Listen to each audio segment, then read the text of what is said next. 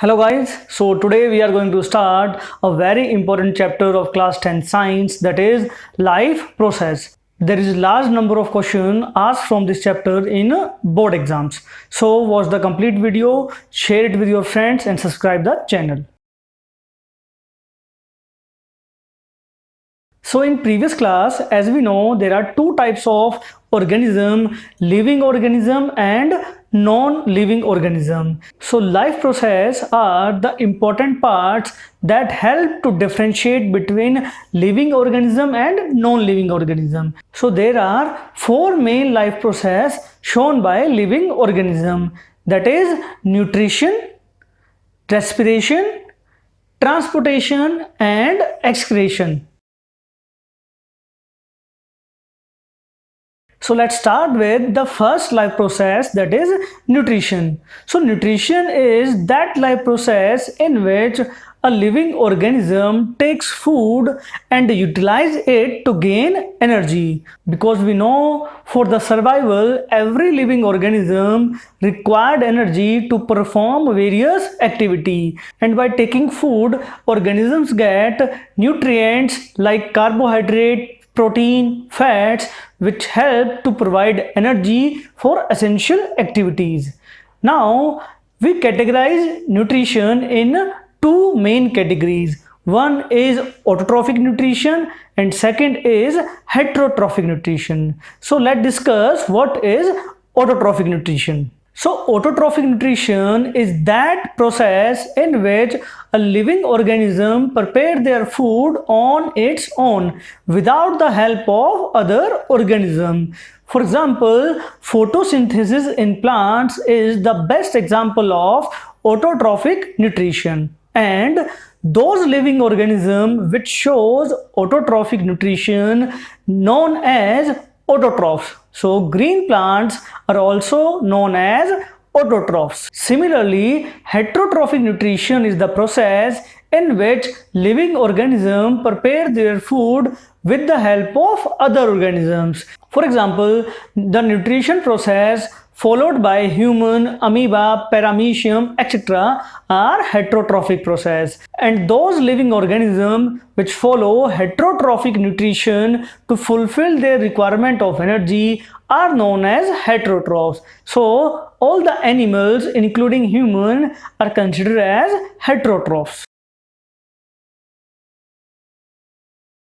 Now let's study the nutrition process in plants. So plants are autotrophs. They shows autotrophic nutrition by the process called photosynthesis. So photosynthesis is the process in which green plants prepare their food with the help of chlorophyll in sunlight. So for photosynthesis, there are four essential materials are required, that is chlorophyll in the plant, sunlight, carbon dioxide which is gained through stomata from atmosphere, and fourth, water which is gained by plants from soil through its roots.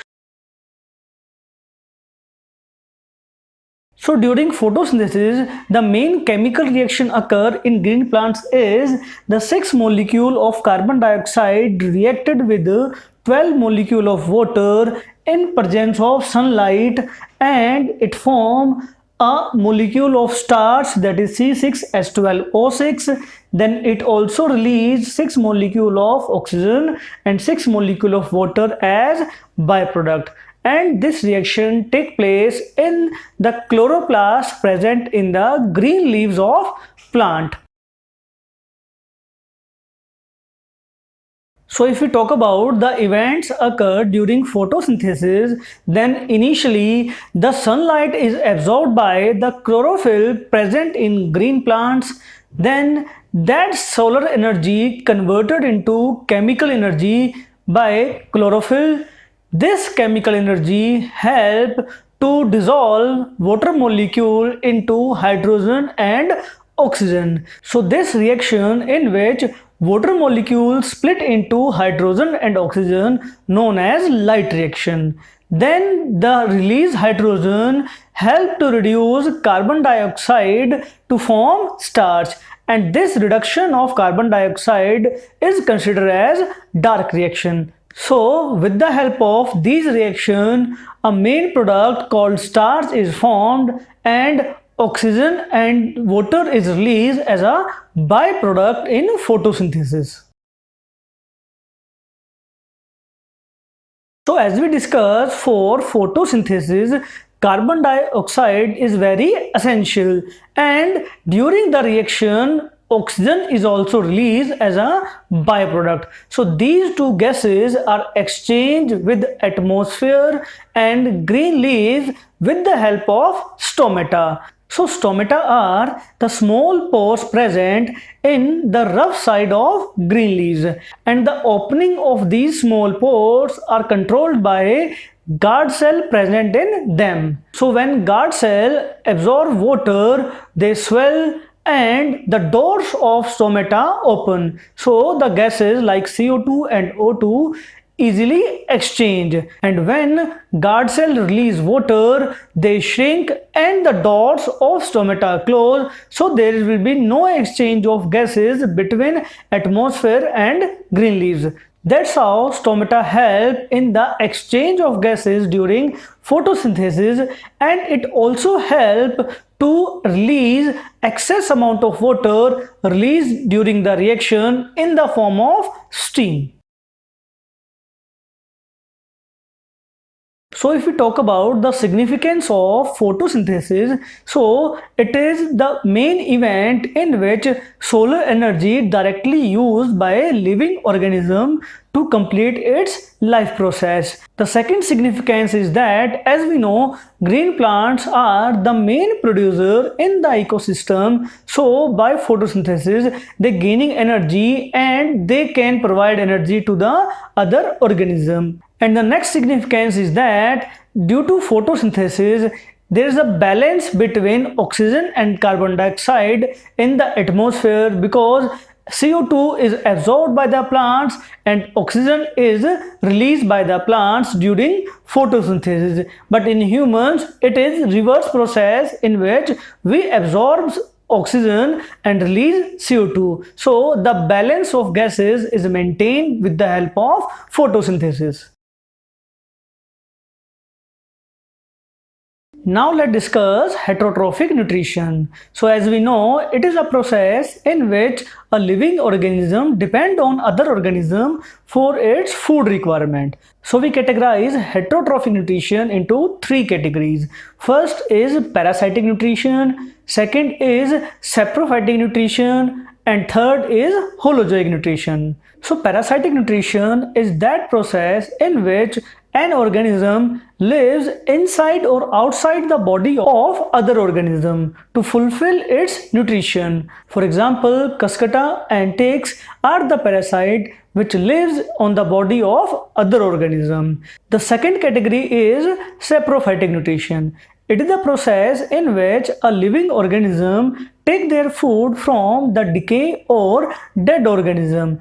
For example, some insects, fungi and housefly shows saprophytic nutrition. And the third type of heterotrophic nutrition is holozoic nutrition, in which an organism intake a solid food and digest it inside its body. For example, amoeba, paramecium, humans are shows holozoic nutrition. So the holozoic nutrition is the main heterotrophic nutrition process occurred in various animals, and that process contain 5 main steps. So the first step is ingestion. So it is the process of intaking the food by organism. The second step is digestion. So it is the process in which complex food substance converted into simple food substances.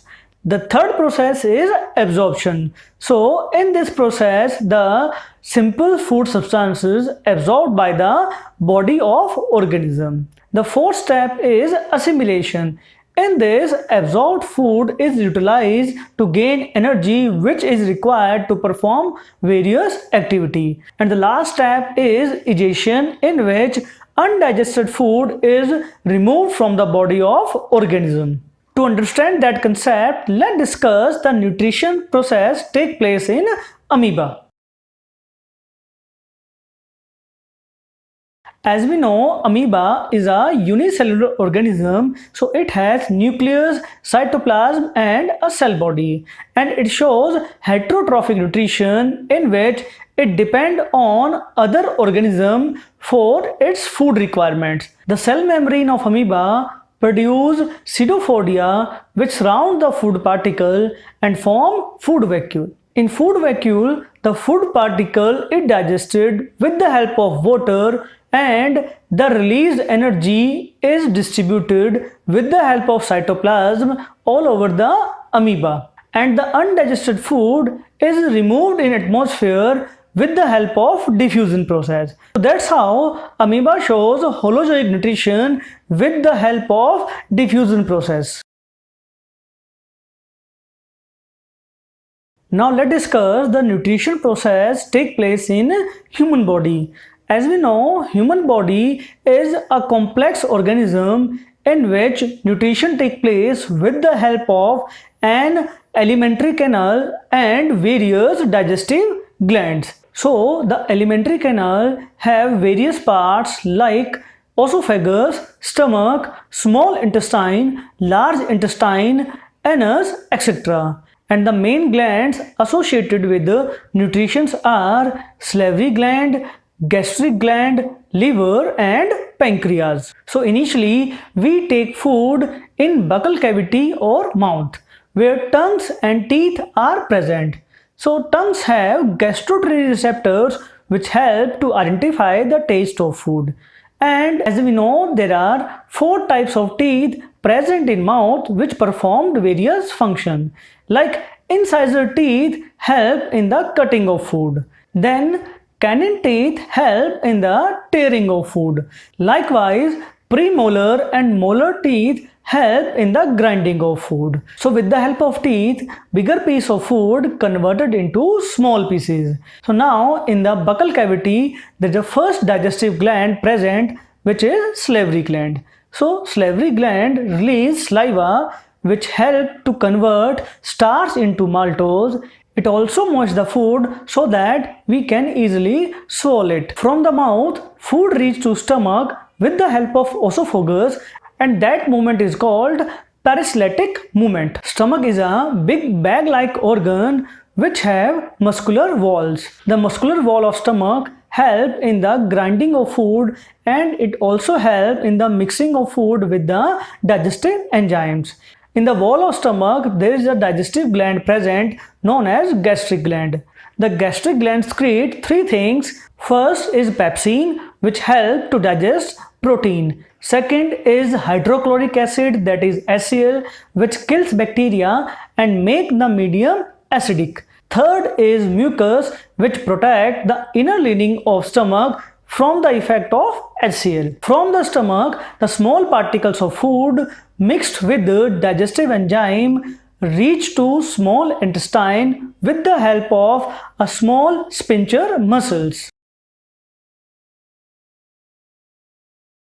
Liver is the largest gland of human body and play very important role in digestion, but it do not secrete any digestive enzyme. It secrete bile juice which make the medium alkaline that help in the digestion of food, and it also help in the emulsification of fats. The next gland is pancreas. So pancreas is also known as dual gland because it releases enzyme as well as hormones.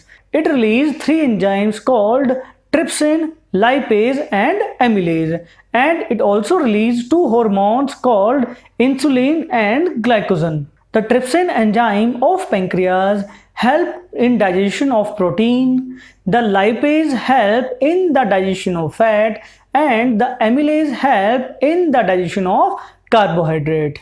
On the other hand, the insulin hormone released by pancreas help to maintain the blood sugar level in human body, and glucagon help to maintain the glucose level in body. Now, the digestive enzymes of pancreas and bile juice from liver reach to small intestine and react with the small food particles where the food is digested. Then the digested food is absorbed by the small finger-like structure present on the surface of small intestine. Those small finger-like structure called villi. So there are large number of villi on the surface of small intestine, each of them attached with blood capillaries and help to absorb the food with maximum capacity. The undigested food from small intestine reach to large intestine for the excretion process. Large intestine is bigger in radius but smaller in size as compared to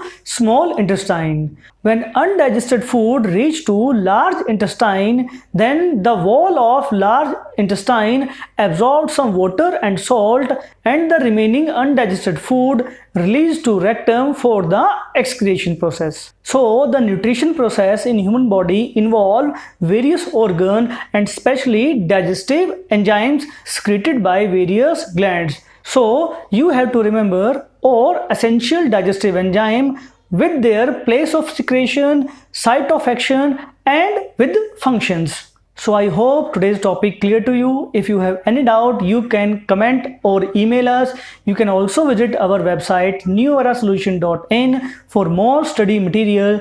Till then, share the video, subscribe the channel and study hard.